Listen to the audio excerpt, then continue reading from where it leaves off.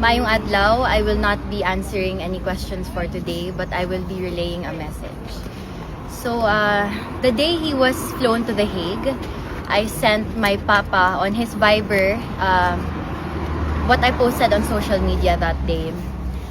It said, I will forever walk with pride, knowing that I am your daughter, your blood.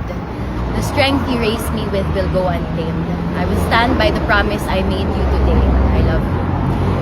And dare I say, it did go untamed.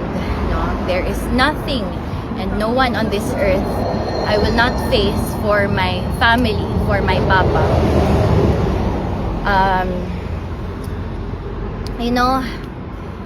For me to be able to love this fearlessly at such a young age speaks volumes on how Rodrigo Roa Duterte raised me.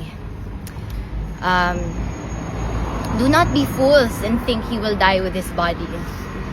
His fire burns in the bluest of blue through Congressman Pulong Duterte, Vice President Sara Duterte, Mayor Baste Duterte, and through me, was nobody yet but Justice Kitty. I would also like to say na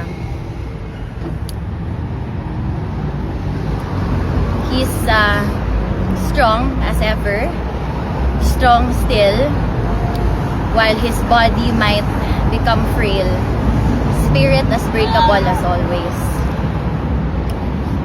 He I didn't really discuss what happened today, but I asked him lang, what do you feel? What do you think? What do you want them to know? Invictus.